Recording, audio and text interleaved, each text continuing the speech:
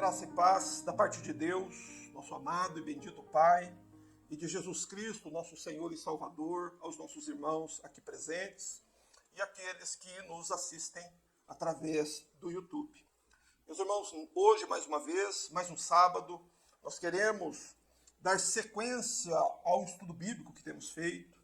No último final de semana, tratamos a respeito do tribunal de Cristo e tivemos no sábado um estudo sobre o tribunal de Cristo, que é um assunto muito pouco estudado nas igrejas. Eu, por exemplo, por 20 anos permaneci numa igreja e eu sempre achei que crente não ia ser julgado no tribunal de Cristo. Mas nós estudamos sobre isso. Se você ainda tem dúvidas, assista a pregação anterior a respeito do tribunal de Cristo. Hoje o tema do nosso assunto é Deus habitará com os homens. E o texto que nós vamos estudar está em Apocalipse, capítulo 21. Nós vamos fazer a leitura dos versículos 1 a 4. E convido a todos, os irmãos aqui presentes já estão com suas Bíblias abertas, aqueles que estão em casa, abram Apocalipse, capítulo 21. Vamos ler dos versos 1 a 4. Pois está escrito assim: Então vi um novo céu e uma nova terra, pois o primeiro céu e a primeira terra já se foram, e o mar já não existe. E vi a cidade santa, a nova Jerusalém, que descia do céu, da parte de Deus, enfeitada como uma noiva preparada para seu noivo. E ouvi uma forte voz que vinha do trono e dizia: O tabernáculo de Deus está entre os homens, pois habitará com eles. Eles serão seu povo, e Deus mesmo estará com eles. E ele lhes enxugará dos olhos toda lágrima, e não haverá mais morte, nem pranto, nem lamento e nem dor, porque as primeiras coisas já passaram. Amém.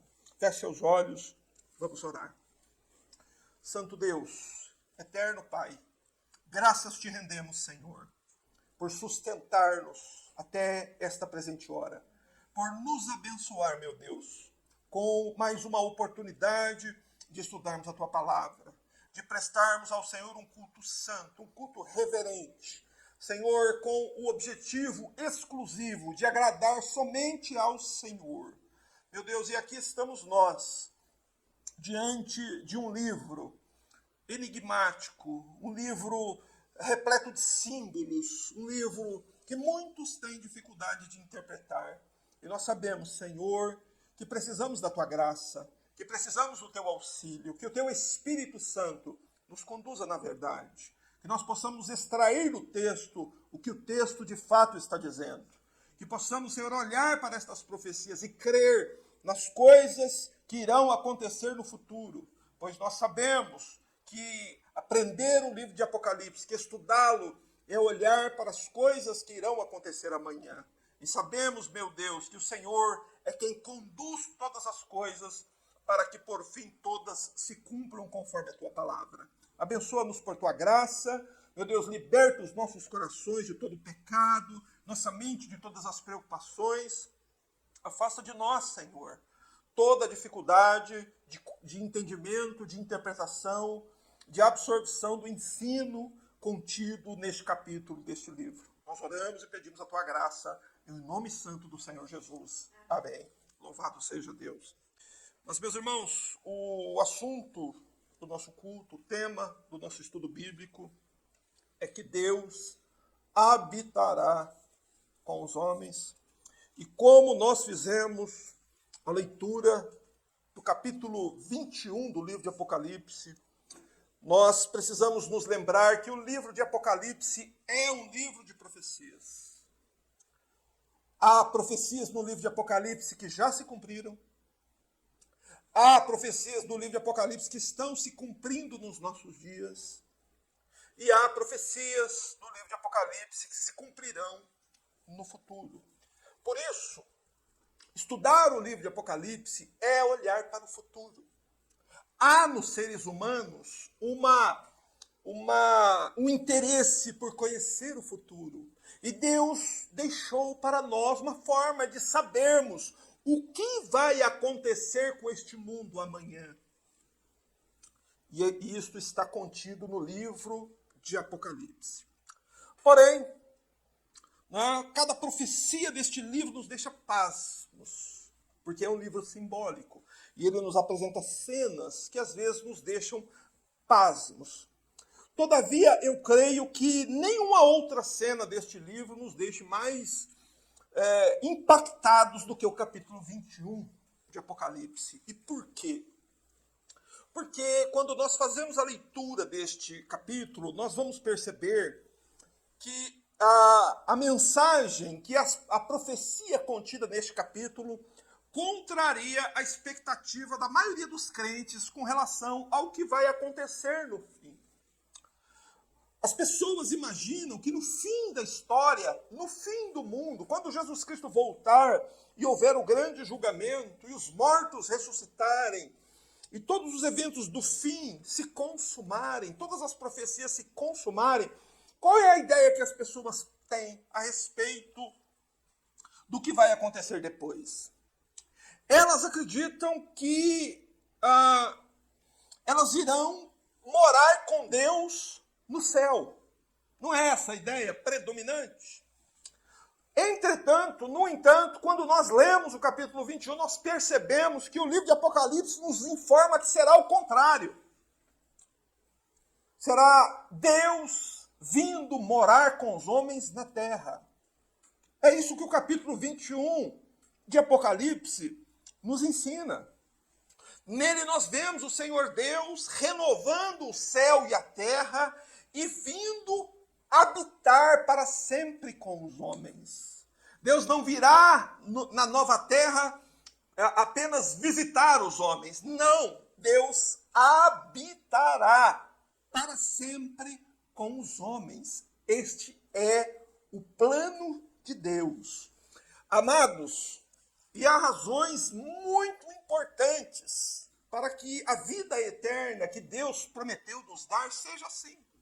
Seja num novo céu, numa nova terra e com Deus habitando junto de nós. Isso é a vida eterna. Essa é a vida eterna. Essa é a promessa de Deus. Deus prometeu nos dar a vida eterna. E como é essa vida eterna? Ela é desse modo que o capítulo 21 de Apocalipse nos informa. É com Deus habitando entre os homens. Mas claro, para nós entendermos a profecia, para nós entendermos o capítulo 21, nós devemos partir de um início sempre, claro, e nós devemos olhar que no capítulo 21, o início do capítulo, é dito assim: vi um novo céu. Em algumas outras versões, na minha versão, que é a Almeida, século 21, diz: então vi um novo céu e uma nova terra. O evangelista João, quando ele escreve este livro, escreve essas profecias, ele coloca aqui no início do capítulo 21 um conectivo. Ou seja, ele está conectando essas duas últimas cenas mostradas no capítulo, porque uma tem tudo a ver com a outra. Estas duas últimas profecias acerca do juízo final, que nós estudamos no final de semana passado, e o novo céu e a nova terra estão conectados. Por isso que João começa dizendo, então vi. Ele cria uma conexão entre esses dois capítulos. E é por isso que, antes de ver o novo céu e a nova terra, o que é que João vê? João vê o julgamento. João vê o juízo do grande trono branco. Isso quer dizer que estas profecias do grande trono branco e da renovação do céu e da terra, elas acontecerão em sequência. Haverá uma sequência nesses acontecimentos. Né? E nisto há uma clara lógica de Deus de no dia do juízo final ocorrer a renovação do céu e da terra. E o meu objetivo aqui é que nós venhamos entender por quê. que será imediatamente após o juízo final que Deus vai restaurar o céu e a terra. Meus irmãos, é que quando nós olhamos para a cena anterior aqui do juízo final, né, o versículo 11, por exemplo, mostra um grande trono branco, e nós sabemos que é o Senhor Jesus que está assentado ali, neste juízo do grande trono branco. O que o Senhor Jesus ele está fazendo? Jesus ele está julgando e condenando todos os ímpios, todos aqueles que morreram em seus pecados, todos aqueles que rejeitaram o Evangelho, todos aqueles que morreram incrédulos, estão sendo julgados e condenados por Cristo. E onde é que o Senhor Jesus os lançará depois do julgamento? Aí o verso 15 diz que Jesus vai jogar todos os ímpios num lago que arde com fogo e enxofre. O que Jesus está fazendo? Jesus está limpando a terra. Em primeiro lugar, de quem? Dos ímpios, dos perdidos, dos incrédulos. Jesus está promovendo uma limpeza do planeta Terra, julgando e condenando todos os ímpios. Mas neste mesmo capítulo 20, nós vemos que o diabo já havia sido lançado para dentro do lago de fogo. No capítulo 19 de Apocalipse, nós vemos o anticristo e o falso profeta sendo enviados para dentro do lago de fogo. E aqui no versículo 14 do capítulo 20, nós vemos a morte e o inferno também sendo, a morte e o Hades sendo jogados também para dentro do lago de fogo. Então, onde que eu quero chegar? Eu quero que os irmãos entendam uma coisa. Deus, antes de renovar o céu e a terra, ele purifica a terra de todos os seus inimigos. O diabo, o anticristo, o falso profeta, a morte, o Hades e todos os ímpios, todos os demônios são retirados da terra e jogados dentro de um lago que arde com fogo e enxofre. E esse gesto do Senhor Jesus de purificar a terra tem um sentido. No dia do juízo, Deus vai purificar a terra de todo o mal presente nela. Tudo aquilo que corrompeu a terra, que trouxe o mal, será retirado da terra e varrido, lançado num lugar que a Bíblia chama de inferno, mas que em grego é Geena. E a palavra Geena, ela é uma abreviação da palavra Vale dos Filhos de Inom. E o Vale dos Filhos de Inom era um vale profundo que ficava próximo à cidade de Jerusalém. E esse vale, esse Geena, esse Vale dos Filhos de Inom, era o lugar onde o povo da cidade jogava o lixo da cidade de Jerusalém, com o propósito de queimar o lixo. Apocalipse capítulo 20, versos 11 a 15, que é aqui a visão, a cena do juízo final, mostra Jesus fazendo exatamente isso. Varrendo a terra de tudo que é mal, pecaminoso, ímpio, todo pecador não arrependido, todo demônio, Satanás, o anticristo. Jesus varre e joga todos eles dentro do Geena, do lixão, do lago de fogo. E então a terra se torna um lugar limpo de todo tipo de mal e de pecado. Não é? Sempre foi, desde o início, o plano de Deus. Renovar a terra e o céu. Porém, Deus só poderia fazer isso depois de eliminar para sempre o diabo, os demônios, o anticristo, a besta e todos os inimigos, todos os ímpios. Então, Deus realiza o grandioso milagre de restaurar a terra. E o apóstolo Pedro, numa de suas cartas, nos mostra como será essa renovação do mundo sob uma outra perspectiva aqui, antes de nós entrarmos no capítulo 21 de Apocalipse propriamente. Gostaria até que os irmãos abrissem a Bíblia e que fosse projetado, se possível, 2 Pedro, capítulo 3, versos 6 e 7. Então, primeiro vamos ler 2 Pedro, capítulo 3, versículo 6, quando Pedro fala do dilúvio. Nós vamos entender que o dilúvio está conectado com o que vai acontecer no fim do mundo. Pedro escreveu assim: foi pelas águas que o mundo daquela época foi destruído pelo dilúvio. Então Pedro se refere ao dilúvio como um ato de Deus que destruiu o mundo. Ele diz assim: foi pelas águas do dilúvio que o mundo daquela época foi destruído pelo dilúvio. Ok? Porém, nós sabemos que o mundo não foi destruído. O mundo continua existindo. O que o dilúvio promoveu não foi a destruição do planeta Terra, mas foi a destruição dos homens ímpios. Deus purificou a terra no dilúvio. Vocês estão me entendendo? Mas agora Pedro diz no verso 7 que no fim dos tempos, ele diz assim: mas pela mesma palavra, os céus e a terra têm sido guardados para quê? Para o fogo. Reservados para que dia? Para o dia do juízo e da destruição dos homens ímpios. Então agora, pela mesma palavra de Deus que condenou o mundo nos dias de Noé, a mesma palavra do mesmo Deus condenou o mundo que nós ora vivemos para ser destruído. Agora não mais pela água, agora sim pelo fogo.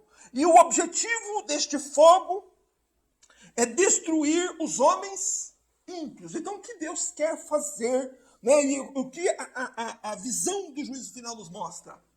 Deus limpando o planeta Terra de tudo que é mal e de todo pecador não arrependido, que não confessou seus pecados, que rejeitou o evangelho. A terra será purificada, né, dessas pessoas.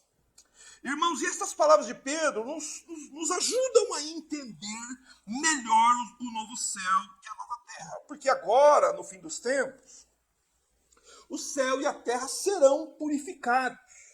Não pela água, como foi no dilúvio de Noé. Agora, pelo fogo. Por que Deus usará fogo agora, né, no dia do juízo, para purificar a terra? Por que fogo? Porque o fogo até hoje é usado com propósitos de esterilizar e purificar. Então, no planeta Terra houve guerras, houve mortes, o sangue foi derramado, houve muitas tragédias aconteceram aqui. Então, o mundo é um lugar impuro para que Deus venha habitar nele. Por isso que antes de Deus restaurar a terra para vir morar com o seu povo, Deus vai esterilizar a terra com fogo. Tudo que está construído, tudo que está feito, vai virar pó. Por acaso falta fogo para fazer isso? Olha o tamanho de uma bola de fogo que paira sobre as nossas cabeças todos os dias. Às vezes você olha um vulcão em erupção, você vê que tem fogo embaixo, tem fogo em cima, tem bilhões e trilhões de estrelas no universo. Então uma coisa eu garanto para você, não falta fogo para Deus cumprir o seu propósito. Portanto, a profecia aqui de Apocalipse 20, por isso que João colocou esse conectivo aqui no verso 21, então viu um novo céu, é para nos mostrar que Apocalipse 20, de 11 a 15, que fala do dia do grande julgamento, do grande trono branco, mostra que Deus, através da pessoa de Jesus, limpará o mundo de todo tipo de mal, lançando todos os inimigos de Deus, sejam anjos, sejam homens, para dentro de um lago que arde com fogo e enxofre, e desta forma Deus estará limpando a terra dos seus inimigos. E em seguida o que Deus fará? Deus vai purificar o planeta com fogo. Deus vai destruir todas as pirâmides, tudo. Deus vai limpar o mundo, esterilizar a terra com fogo. Né? Só que Deus não vai aniquilar essa primeira criação. Ele vai restaurá-la. com este fogo, Deus não vai destruir, Deus não vai aniquilar, Deus não vai fazer com que este planeta não exista mais. A nova terra onde nós habitaremos será este planeta restaurado. Louvado seja Deus. Essa é a promessa de Deus. E aí está a visão que João tem. Então vi um novo céu e uma nova terra. Esse é o plano de Deus. João vê o céu, um novo céu e uma nova terra. Assim como lá no início do livro de Apocalipse é dito, né? Que Deus criou o céu e a terra. Esses dois lugares, céu e terra, na verdade são uma coisa só. Só que a gente às vezes não para pensar nisso. O céu e a terra são, na verdade, o mundo de Deus. Às vezes a gente pensa que o mundo de Deus é só o céu, mas não é. O céu e a terra é o mundo de Deus, porém o mundo de Deus tem dois andares. Tem um andar de cima e o andar de baixo. Lá no livro de Jó fica bem fácil da gente perceber isso, né? Deus e os anjos em cima e o diabo lá em cima e ora agindo aqui embaixo. Então, a realidade onde nós vivemos, elas estão interconectadas, porque elas são um único mundo, o mundo de Deus. Só que apenas um mundo com dois andares. Por isso aquela declaração do Senhor Deus em Isaías 66:1, quando o Senhor Deus diz assim: o céu é o meu trono, e a terra é o estrado dos meus pés. Deus está dizendo, tanto o céu quanto a terra fazem parte do meu palácio, do meu trono.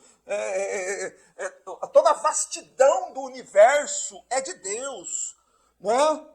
Mas por que o Senhor nosso Deus não uniu o céu e a terra desde o começo?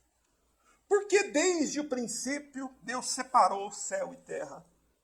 E Deus ficou no céu e os homens aqui na terra. Por quê? Se o céu e a terra fazem parte da mesma habitação de Deus. Meus irmãos, porque Deus, desde o princípio, tem um plano. Deus, quando criou o mundo, já criou o mundo com um plano pré-estabelecido, pensado. Qual era o plano de Deus quando ele criou o mundo? Era enviar o seu Filho unigênito a este mundo, para resgatar deste mundo arruinado do pecado, um povo santo para morar com Deus. Este é o plano de Deus. Por isso Deus ficou no andar de cima e deixou o andar de baixo aqui para os homens. E os homens pecaram e o mundo se tornou isso que nós conhecemos hoje. Mas por que Deus fez isso? Deus fez isso por sua soberana vontade. Deus fez isso segundo os propósitos do conselho da sua vontade. Essa foi a vontade soberana de Deus. Antes de fundar o mundo, Deus escolheu um povo para que este povo seja seus filhos adotivos por meio de Jesus Cristo. Aleluia.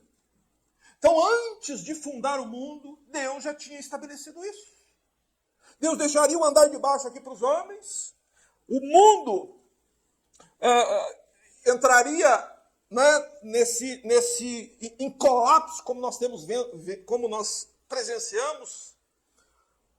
Só que o propósito era que Deus enviaria seu Filho para resgatar um povo. E por que Deus agiu assim? O apóstolo Paulo diz que Deus fez isso para o louvor e glória da sua graça.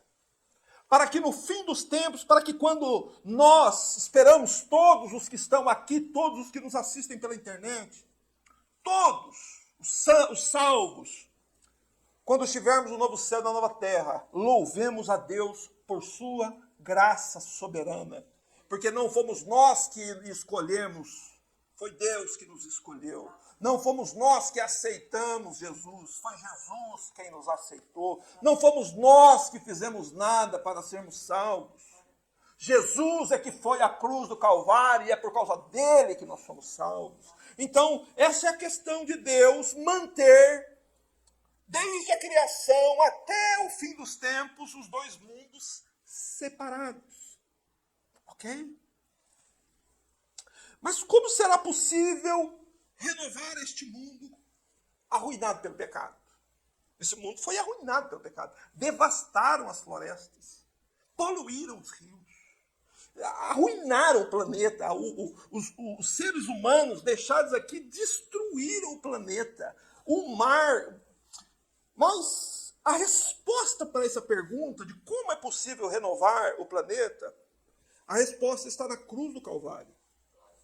Porque o Senhor Jesus, quando ele morre na cruz, através do sangue que ele derramou, ele resgata o povo de Deus, ele resgata aqueles que Deus escreveu o nome deles no livro da vida do Cordeiro, e Jesus resgata também a criação de Deus.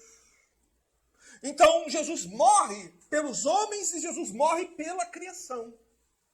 É por isso que o apóstolo Paulo diz, lá em Romanos 8, versos 20 a 23, que a criação, que o mundo, que a natureza, ela geme e aguarda a manifestação dos filhos de Deus.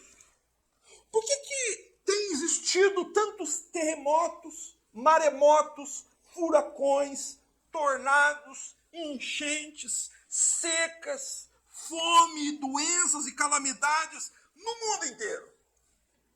São os gemidos da natureza. É a natureza sofrendo, é a natureza gemendo, enquanto ela aguarda a manifestação dos filhos de Deus. E quando é que os filhos de Deus serão manifestados? No novo céu e na nova terra. Louvado seja Deus. Então é isso que João vê na profecia de Apocalipse. Olha Apocalipse 21, verso 1, mais uma vez, diz: então vi um novo céu e uma nova terra.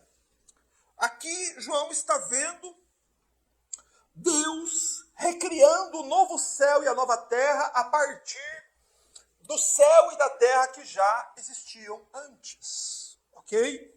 É um erro pensar que Deus irá aniquilar este universo e criar um universo novo. Não.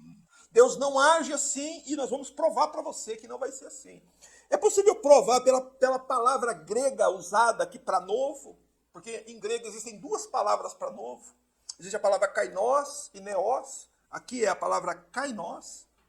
Kainos fala de algo novo, no sentido de algo melhor, mais excelente. E a palavra neos fala de algo inédito.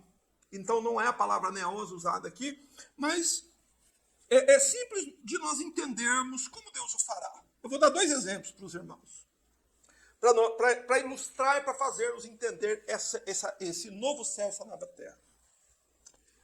A Bíblia diz que Deus cria um novo homem. Não cria? Um novo homem.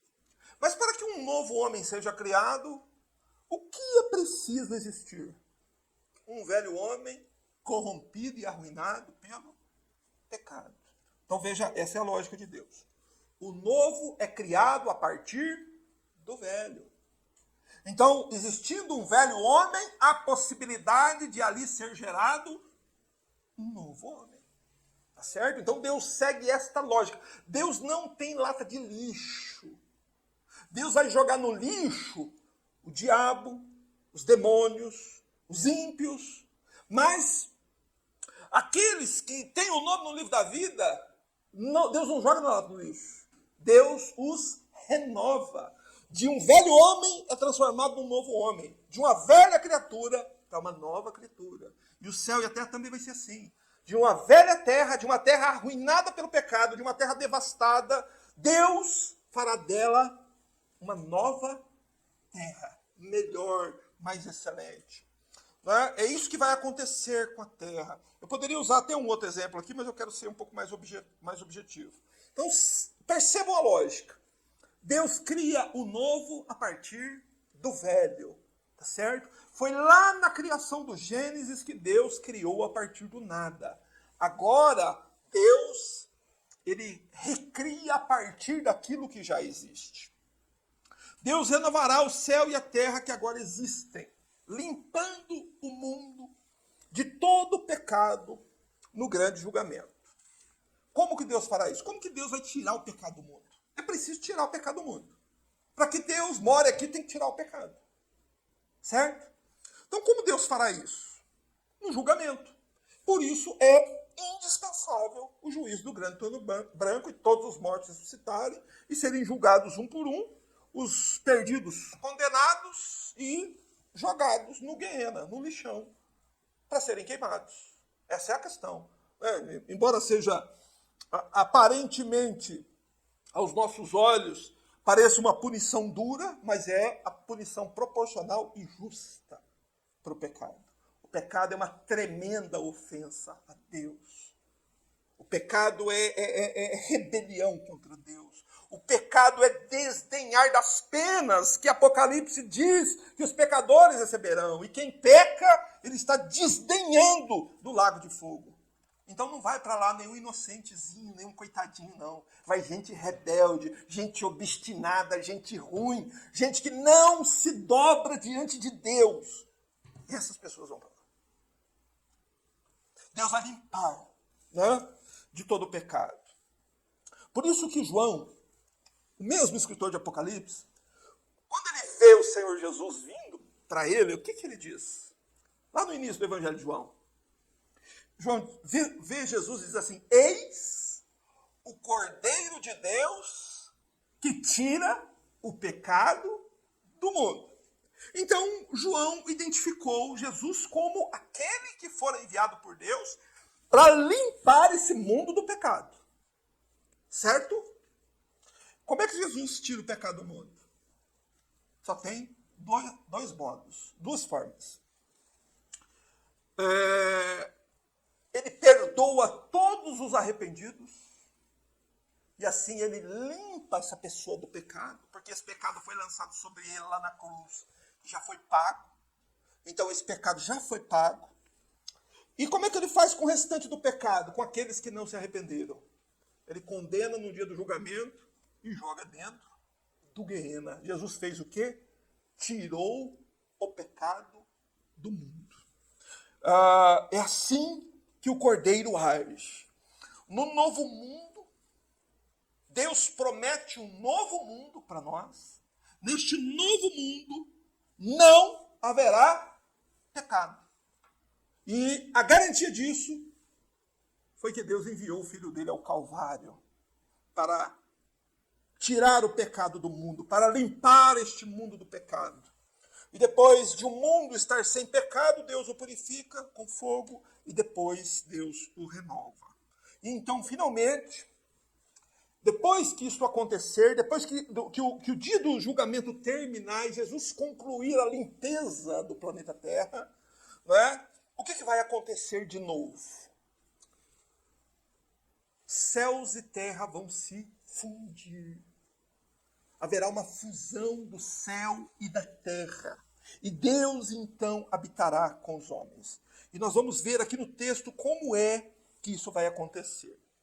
Vá, por favor, ainda no verso 1, ele diz, final do verso 1, pois ele diz: pois o primeiro céu e a primeira terra já se foram e o mar já não existe. Então, depois de falar do novo céu e da nova terra, ele diz que o primeiro céu e a primeira terra passaram. É claro que isso não significa que a terra e o céu que agora existem vão deixar de existir. Não é isso que João está dizendo. Mas sim que o pecado e o mal que habitaram no céu e na terra, eles terão um fim. Eles vão passar.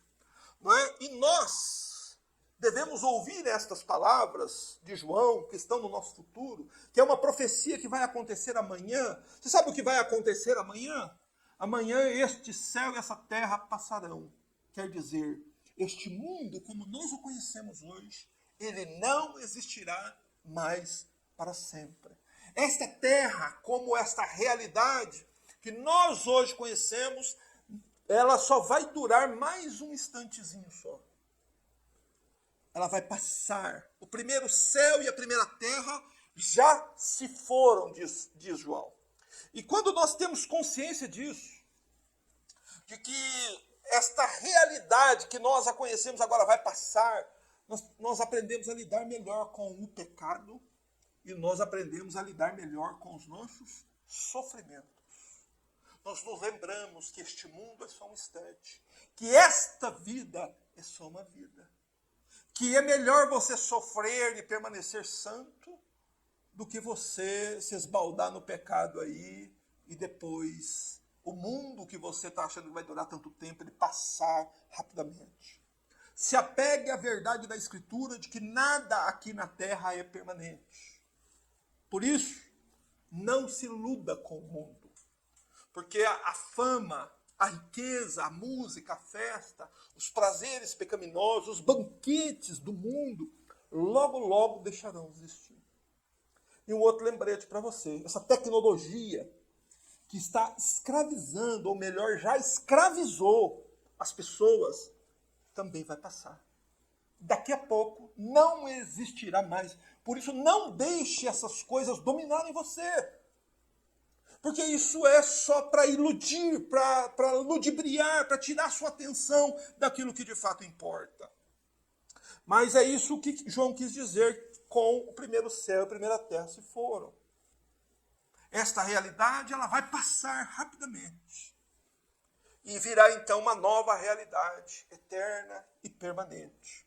Só que antes de falar dela, João menciona um detalhe importante aí no final do verso 1, que é que o mar já não existe. Nesta nova criação, neste novo céu e nova terra, o mar já não existe, diz João. Nós devemos nos lembrar, ao ler esta parte do texto, que nós estamos interpretando um livro cheio de símbolos. Não é? É um livro simbólico. E que o mar mencionado aqui também é um símbolo, obviamente. Vamos explicar para os irmãos o que João está dizendo aqui. No livro de Apocalipse, o mar é mostrado como o lugar de onde sobe a besta. Lembra lá de Apocalipse 13? O anticristo. A besta sobe do mar. Então, o que é a besta que sobe do mar? É uma profecia sobre o último imperador mundial que governará o mundo e que virá para perseguir o povo de Cristo. Tá certo? Então, o mar é visto em Apocalipse como algo ruim, de onde emergem os inimigos do povo de Deus. Mas na nova criação, o mar não existirá. Uma outra questão aqui importante sobre o mar é que João, o escritor do livro, ele escreveu esse livro aonde? Quando ele estava numa ilha. E a ilha é uma porção de terra cercada por água de todos os lados, claro. Né? E o que é que o mar fazia com João, então? O mar impedia que João estivesse junto com o restante do povo cristão. O mar promoveu uma separação entre João e a igreja. E ainda, no Antigo Testamento, o mar era visto como um símbolo das nações ímpias, inimigas de Deus. Então, os inimigos de Deus eram vistos como um mar agitado, Isaías 57, 20. Portanto, quando João diz aqui que o mar não existe, João quer dizer que no novo mundo não existirão nações ímpias. Que no novo mundo jamais surgirá um inimigo para perseguir o povo de Deus. Nunca mais. E ele quer dizer também que não haverá nunca mais separações entre o povo de Deus, como o mar estava produzindo separação entre João e o restante da igreja. A igreja estará lá unida para sempre. Então isso que significa o mar já não existe. Mas prosseguindo, até avançando aqui no nosso estudo, vamos para o verso 2, para nós sabermos onde será a morada final dos santos. Onde que os salvos vão morar? Né? Tem uma ideia assim que as pessoas... existe na mente das pessoas uma ideia de que o céu é um lugar cheio de nuvens, com anjinhos tocando harpa, um lugar assim, né, monótono. A ideia que as pessoas têm de céu é essa. No entanto, nós vamos ler no verso 2 como será a morada dos santos. Vi a cidade santa, note a ênfase aí, a nova Jerusalém, que vinha de onde? Ela descia do céu, da parte de quem? Da parte de Deus, enfeitada como uma noiva preparada para seu noivo. Note aí a ênfase na palavra novo. Tudo é novo. O céu é novo, a terra é nova, a Jerusalém é nova. A mensagem que o livro de Apocalipse quer nos mostrar é que é o seguinte: a outra vida, a outra realidade a qual Deus nos prometeu, tudo é novo, tudo é diferente, tudo lá, se fosse colocado em linguagens humanas, nós não entenderíamos, porque tudo é novo. Mas uma coisa é certa, você não vai ficar sentada numa nuvem, não. Deus é o arquiteto e construtor de uma cidade. E Deus preparou esta cidade para a habitação dos seus filhos. Louvado seja Deus. Então, Deus construiu uma morada para os seus filhos. Deus preparou uma casa para os seus filhos morarem. Deus não apenas restaurou o mundo, o céu e a terra, limpou o mundo de todo pecado, de toda maldade, de toda violência, do diabo. Deus não apenas limpou a terra disso e restaurou a natureza. Deus deu também aos seus filhos uma cidade. E essa será a nossa nova casa. Lá que nós vamos morar, irmãos. Lá é que nós estaremos em casa. Lá é o lugar em que você, pela primeira vez, vai se sentir em casa. Porque esta é a verdadeira casa do Pai. A casa do Pai não é um prédio que alguém alugou e colocou uma placa na frente. Não é a casa do Pai. Lugar nenhum a Bíblia chama um prédio de tijolo ou de tábuas de casa de Pai. A casa do Pai é essa aqui. A santa cidade. A nova Jerusalém que desce do céu. Você está percebendo? A terra foi renovada, o céu foi renovado e agora a terra e o céu começam a se fundir. Começam a se tornar uma coisa única. E quem é que vai morar lá? Verso 3, por favor. E ouvi uma forte voz que vinha do trono e dizia: o tabernáculo de Deus está entre os homens, pois habitará com eles. Eles serão seu povo, e Deus mesmo estará com eles. Louvado seja Deus. Veja, e ouvi uma forte voz que vinha do trono e dizia. Essa declaração vinda do trono é tão importante que ela é feita pelo próprio Senhor Deus. Você vê às vezes no livro de Apocalipse anjos fazendo proclamações, declarações, mas essa aqui era tão contrária à razão humana, ela é tão contrária aos conceitos humanos, que não outro, mas o próprio Senhor Deus é quem do seu trono diz para a humanidade que o tabernáculo dele, a tenda dele, será estendida entre os homens. Então, quando a Nova Jerusalém desce do céu para a nova terra, Deus anuncia que vai vir morar com os homens. E isso é uma coisa inédita. Isso é uma coisa que nunca aconteceu. Isso é novo. Você está entendendo o que é novo? É novo. Né? Lá no Jardim do Éden, Deus não morava no Éden. Quem morava no Éden? Era Adão. Mas Deus visitava Adão. Porém, Deus não morava com Adão. Agora, aquele que nem mesmo os anjos mais santos dos céus podem contemplar a face dele, ele não virá visitar os seus filhos. Ele não vai ser um pai que vai morar numa casa e os filhos na outra casa. Não. Grande Deus e Pai vai morar com a gente na nossa casa. Louvado seja Deus. E Deus diz isso com todas as palavras. Pois habitará com eles. Deus o Pai, Deus o Filho, Deus o Espírito Santo, em toda a sua glória, em toda a sua majestade, em todo o seu poder, em toda a sua onipotência, em todo o seu resplendor, vai vir morar com você. Uma criatura, um ser que vivia aqui neste mundo, todo manchado de pecado, mas que Deus sentiu pena, sabe? Deus sentiu pena de você, de mim, e falou: eu vou salvar esses coitados, E vou ser pai deles, e vou dar uma casa para eles, e vou morar com eles. Irmãos, essa é a graça de Deus, maravilhosa graça de Deus. Quem pode, né, tirar da sua mente algo tão grandioso assim, irmãos? Essa é a palavra de Deus. Ele diz, pois Deus habitará com eles, e eles serão seu povo. Na tradução literal aqui diz, e eles serão os seus povos. Mas na sua Bíblia, né, em geral, está na tradução em português no singular. E eles serão o seu povo.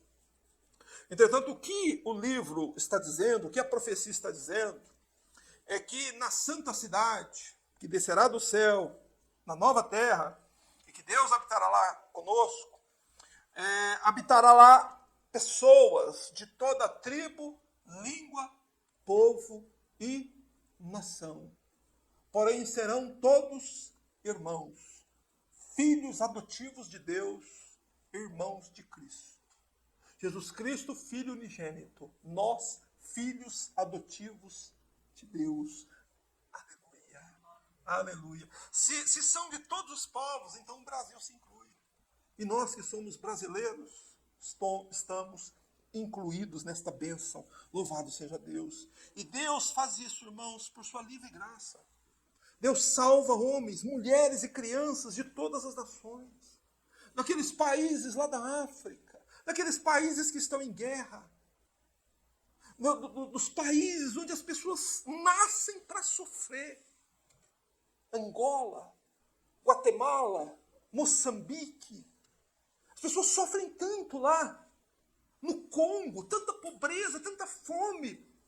As pessoas de lá também vão morar na santa cidade, na nova Jerusalém. E o final do verso 4, verso 3 diz, e o mesmo Deus estará com eles, para que você não tenha dúvidas de que é exatamente isso que Deus está prometendo em sua palavra. E Deus não é homem para que minta, irmãos.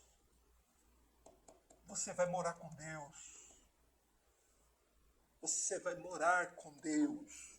Você se lembra que em Isaías 7,14 há uma profecia de que Cristo seria chamado Emanuel? E o seu nome será Emanuel. Sabe o que significa Emanuel? Deus conosco.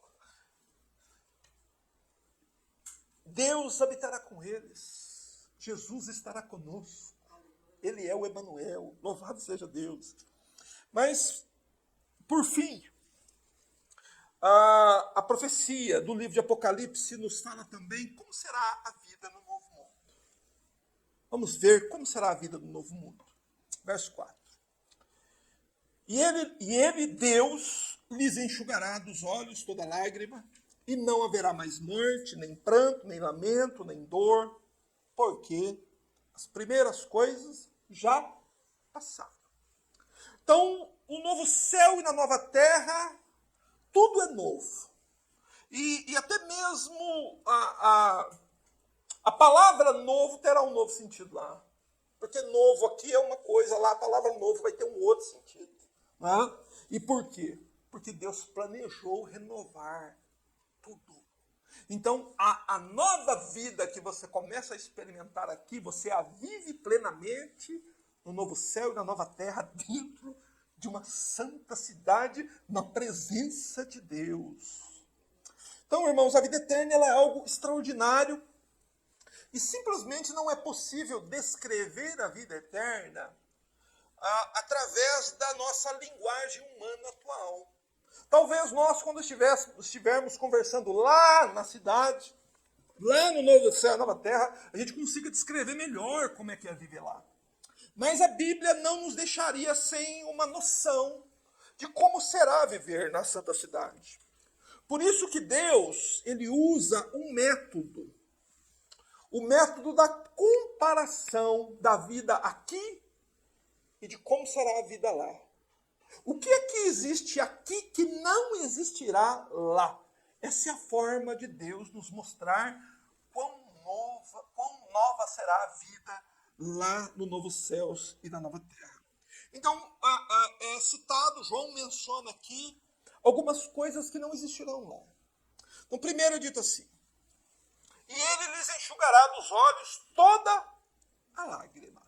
A visão que nós temos aqui é dos filhos de Deus chegando em casa e de Deus, o Pai, mostrando a sua terna misericórdia para com seus filhos. Os membros sofredores da sua família chegando em casa. Igual um pai ou uma mãe receberia um filho vindo depois da guerra e chegando em casa. E esse filho vem chorando porque chegou sofrendo, foi uma grande batalha de chegar ali. Então o pai vai enxugar dos olhos as lágrimas. Irmãos, e isso é para nos lembrar que a jornada do velho mundo para o novo mundo não é fácil, não é brincadeira, não. A jornada dos céus à terra, ou melhor, da antiga terra para a nova terra, é sempre difícil, é sempre cheia de tribulações. Por isso que em Atos 14, 22 é dito o seguinte, por muitas tribulações nos importa entrar no reino de Deus. Então a Bíblia está nos dizendo claramente, gente, não é fácil chegar lá, não. Você está achando que é brincadeira, que é só esquentar o banco do fundo de uma igreja e fazer mais alguma coisa que você chega lá? Não. Irmãos, para você ser salvo é preciso muito mais do que as pessoas estão achando hoje que é preciso. Pois o próprio livro de Apocalipse, mostrando o novo céu e nova terra, mostra os filhos de Deus chorando, chegando em casa. Não está muito fácil a sua caminhada, não. Então a Bíblia nos diz isso, é por muitas tribulações, não por poucas, não, que nos importa entrar no reino de Deus. É por isso que a cena final da Bíblia nos mostra que os filhos de Deus chegam em casa chorando. Porém, é o bondoso Pai, é o Pai Celestial que vai para enxugar as lágrimas dos seus filhos. Veja, Deus não manda um querubim e Deus também não manda um arcanjo lá. Deus pessoalmente vai limpar as lágrimas dos seus filhos. E Deus fará isso pessoalmente e Deus fará isso individualmente. Será como um pai recebendo os seus filhos em casa depois de uma dura guerra para chegar em casa. Se você quer um exemplo disso, leia o livro O Peregrino.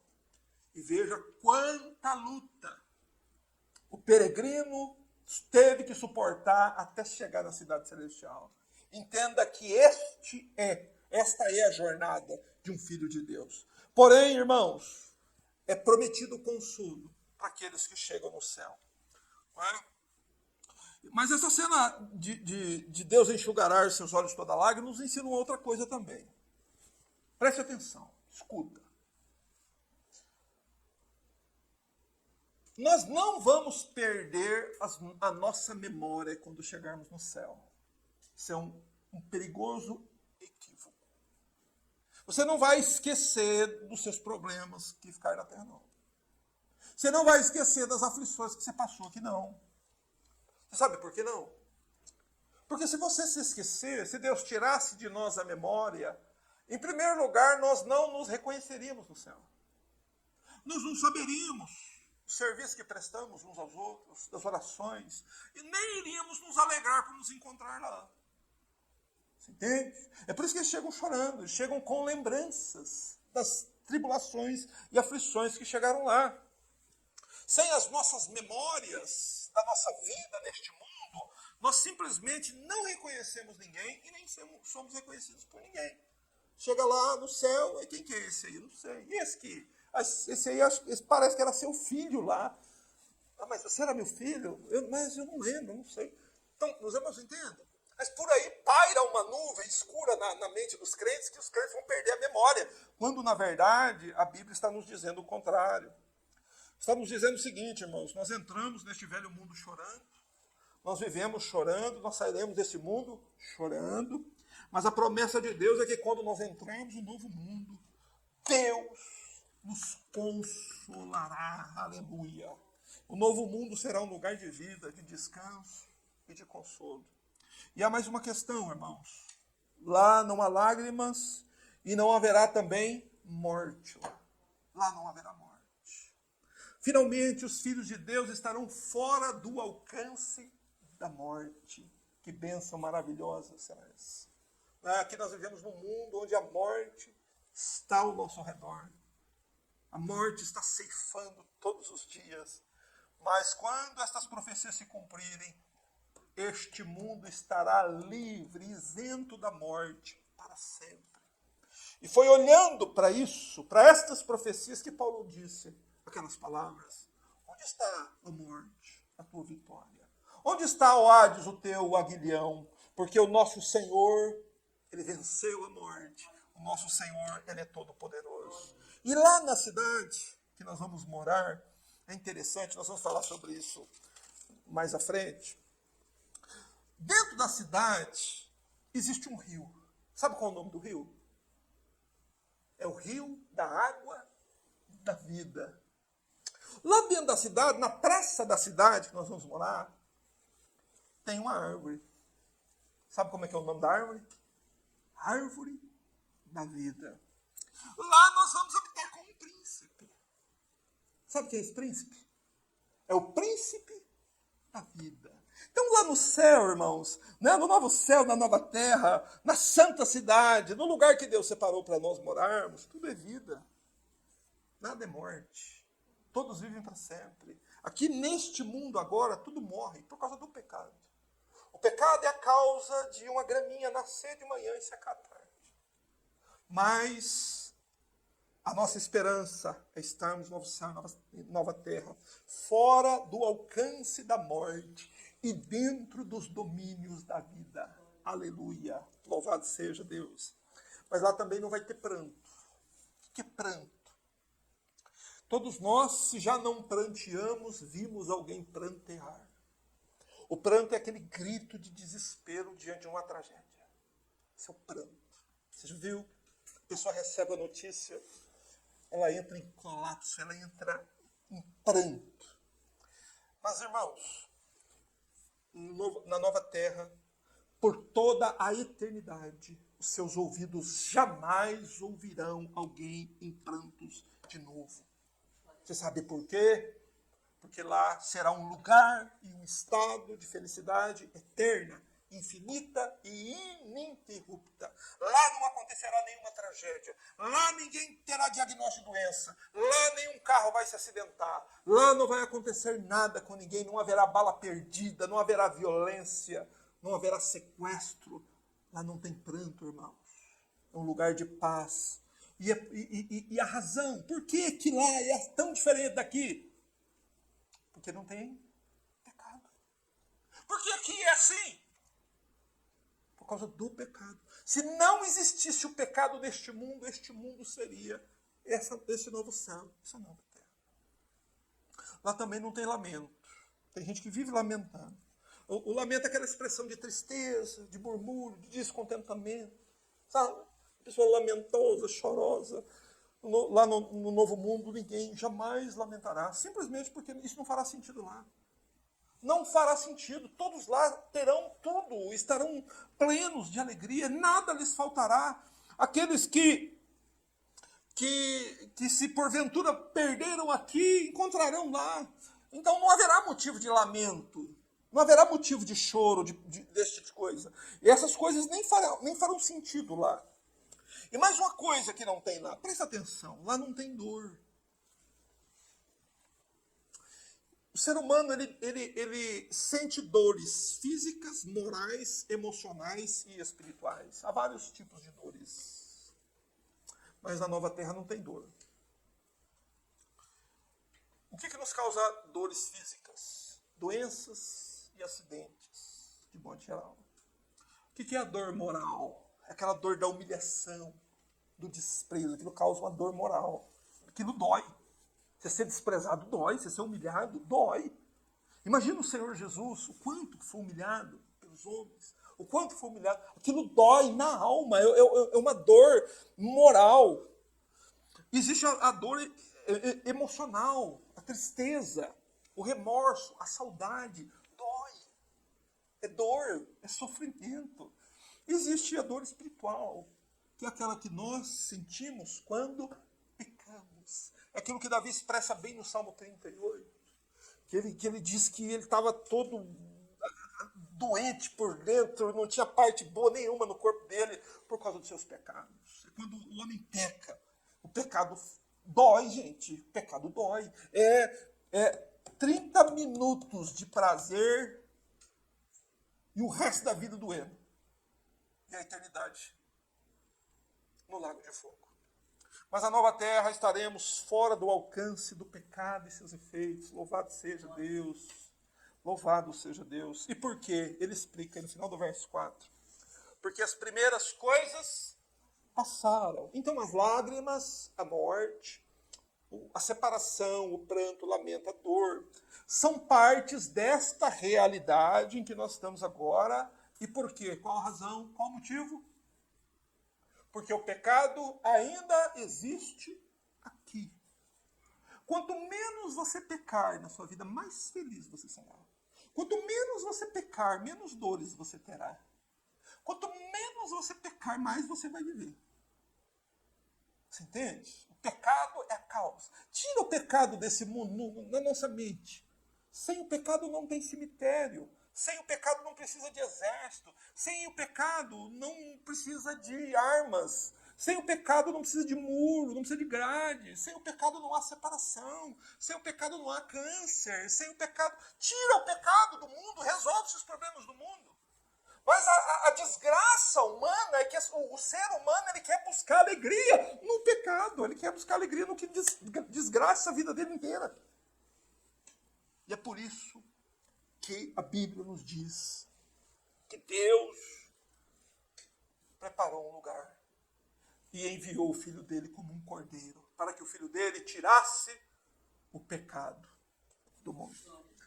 Meus irmãos, mas quando este primeiro mundo passar, essas coisas também passarão e não vão existir mais para sempre, para todos os filhos de Deus. Contudo, entretanto, para todos aqueles não arrependidos, não convertidos, nunca cessarão as lágrimas, nem a dor, nem a morte, nem o lamento. Sofrerá isso para sempre. Estas bênçãos são para aqueles benditos filhos de Deus que estarão no novo céu e na nova terra. Por isso, irmãos, essa é a esperança do povo de Cristo. O cumprimento destas profecias. É por isso que a igreja antiga, nos dias do apóstolo Pedro, eles esperavam, aguardavam o cumprimento de uma promessa. 2 Pedro 3,12, por favor. Qual era a promessa que a igreja, no tempo dos apóstolos, esperava cumprir? Pedro diz assim: nós, porém, segundo sua promessa, aguardamos novos céus e nova terra, nos quais habita justiça. Deus prometeu.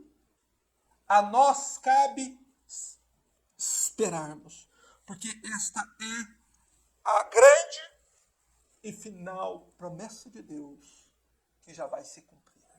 Em breve, este céu e essa terra passarão, e nós então veremos com os nossos olhos tudo que nossos ouvidos ouviram aqui nessa tarde. Louvado seja Deus.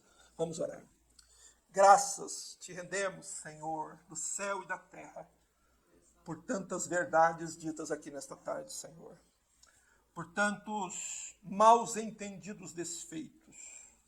Senhor, pela luz do Evangelho brilhar em nossos corações. Por tornarmos-nos conscientes dessa tua tão grande, tão preciosa, tão bendita promessa.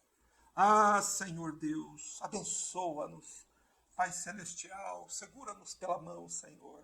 Ajuda-nos a chegar em casa. Não nos deixes afundar no lamaçal do pecado. Não nos deixes, Senhor, sermos enredados por algum pecado deste mundo e ficarmos presos aqui. Senhor, não nos deixes amar este presente século que logo vai passar, Senhor. Mas segura-nos com tua onipotente mão e conduze-nos, Pai, até a nossa casa. Nós oramos, meu Deus, por esta bênção, por esta misericórdia. Que o Senhor esteja conosco, que estas almas que ouviram presencialmente esta pregação possam crer nestas coisas e aguardar o cumprimento da promessa de Deus. Aqueles que a ouviram pela internet, Senhor, nesta tarde, que possam também ser abençoados pela palavra de Deus. E aqueles que ouvirem no futuro, Senhor, que aqueles que ouvirem esta pregação amanhã ou nos próximos dias, que possam crer, se arrependerem, serem salvos e se preparar para morar no novo céu e na nova terra. Graças nós te damos, em nome de Jesus. Amém.